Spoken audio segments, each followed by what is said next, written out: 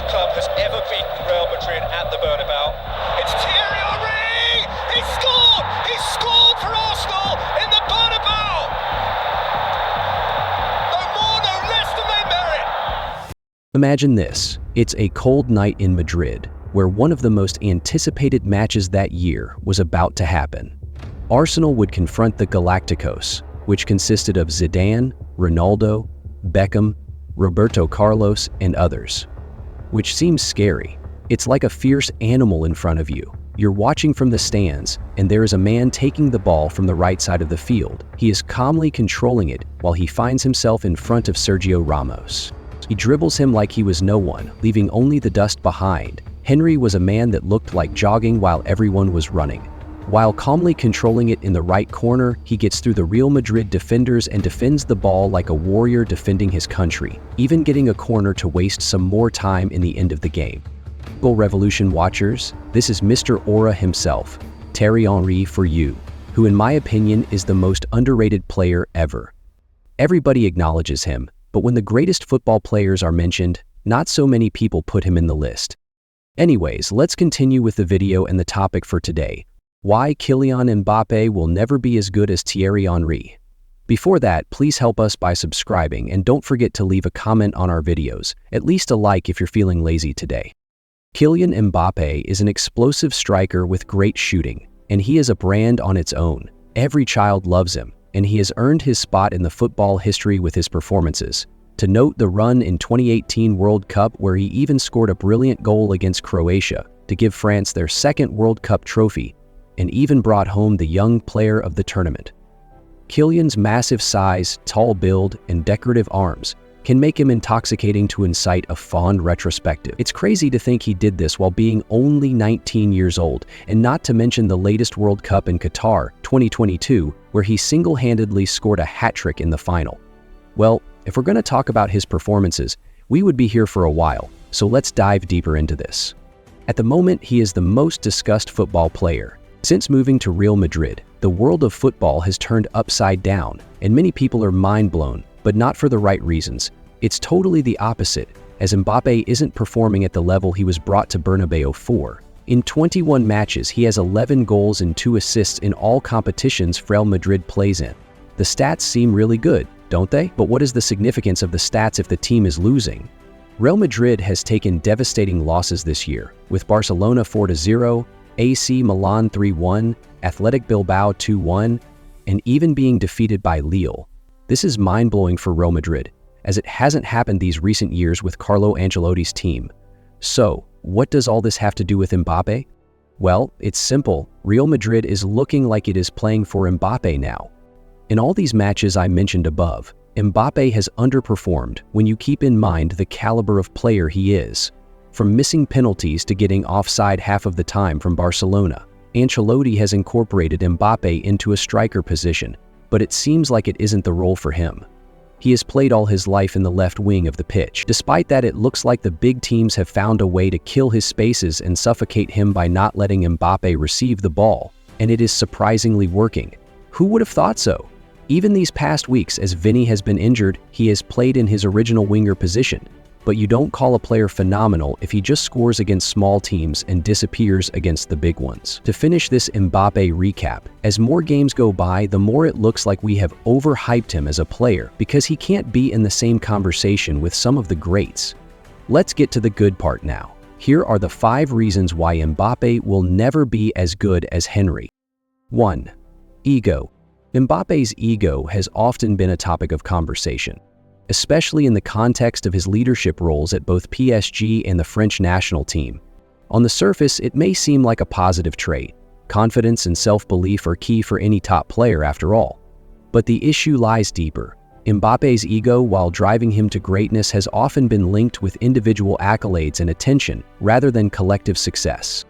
Yes, his brilliance on the pitch is undeniable. His performance in the 2016-17 season with Monaco, where he scored 6 goals in 9 Champions League appearances, is still etched in our memories. However, despite these individual feats, Monaco was eliminated by Juventus, highlighting the limits of individual brilliance without team success.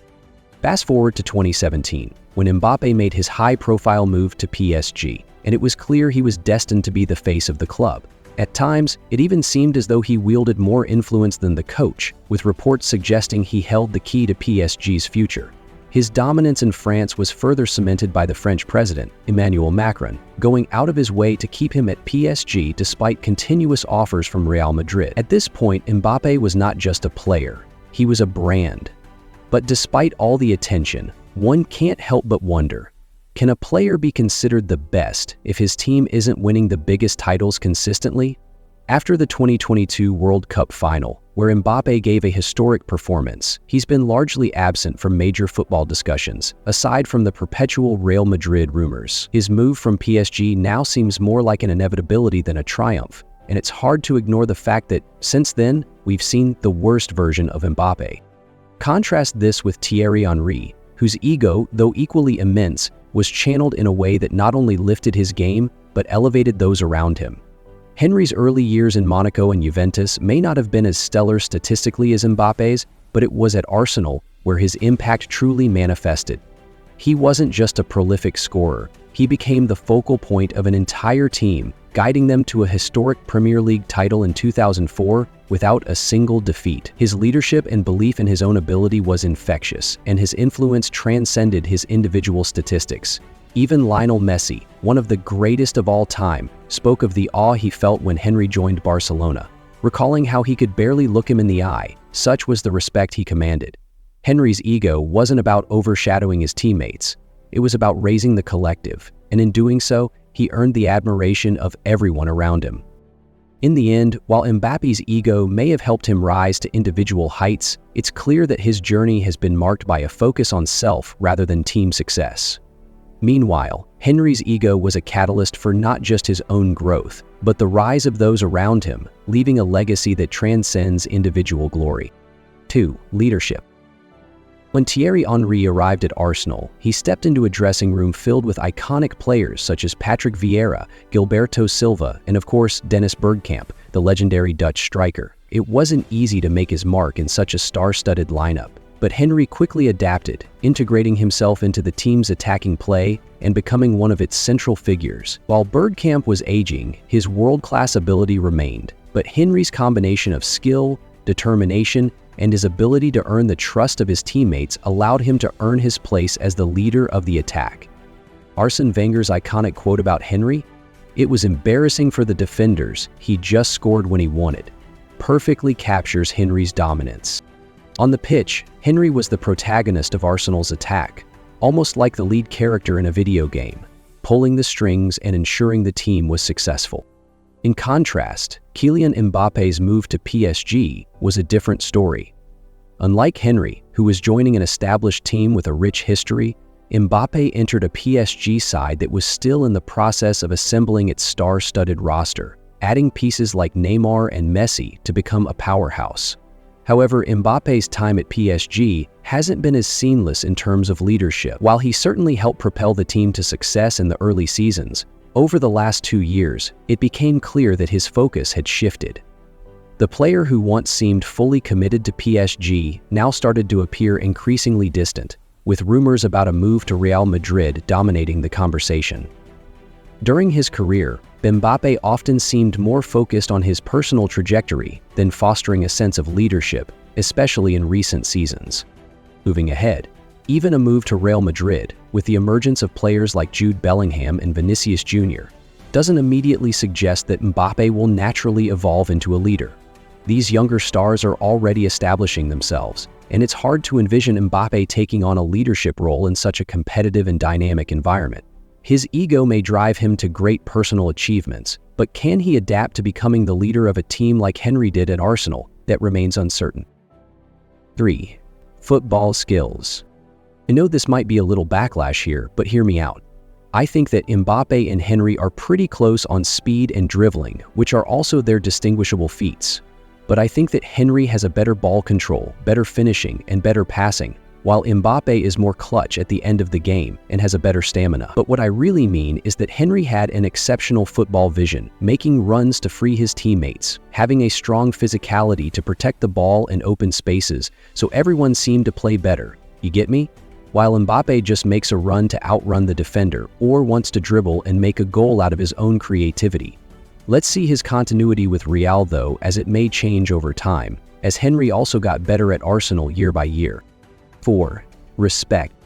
Even though respect it's not a thing related to football, indirectly it indicates something. Defenses feared Henry. Teams would take hours of studying films to see how he moved on the field, and guess what? They never found anything, as he didn't have a tactic. He did what had to be done based on the conditions he had on the field. The guy was crazy. He just got stopped only by age. You have two famous quotes from the greats which tell you everything. The only way to stop Thierry Henry? With a gun. Thierry Henry is probably technically the most gifted footballer ever to play the beautiful game, while Mbappé is being hyped by media, and the only thing that has established his career, by now it's a World Cup trophy, while playing in a team full of stars. He is a little hyped, isn't he? 5. The most important, Henry is a certified player. What I mean by that is that he solidified himself year after year, winning Premier League 2 times, winning the Golden Boot 2 times, won World Cup, and even making great performances with Barcelona, where he won his Champions League trophy. I know that it's a little early for Mbappé, but we never heard a football legend to play his prime years in France, right? It's not a competitive league, but till now Mbappé seems further and further away from the legendary status we thought he would reach at the beginning of his career. To conclude, I will share one of my favorite quotes from Henry, which I think Mbappé should consider. So when I go home, sometimes, even when I had an amazing game, I always think about what I missed. That is a winning mentality. That's what great players do. And don't forget to subscribe to watch more awesome content like this.